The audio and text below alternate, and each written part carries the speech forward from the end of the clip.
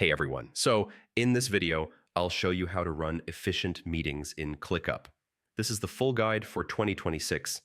And yeah, it's perfect if your meetings feel unorganized or you want clear action items every time. First, log in to your Clickup account and open the space or folder where you manage meetings.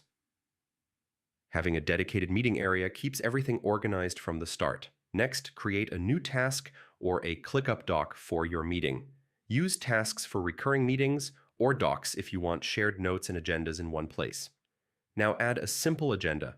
Break the meeting into discussion points, time blocks, and goals. A clear agenda keeps everyone focused and saves time. Yeah, it really helps. During the meeting, turn decisions into action items, create subtasks, assign owners, and add due dates right away. This avoids follow-ups like who was supposed to do that. Use comments to capture notes and mention teammates as decisions happen. This keeps conversations tied directly to the meeting. No separate chat threads.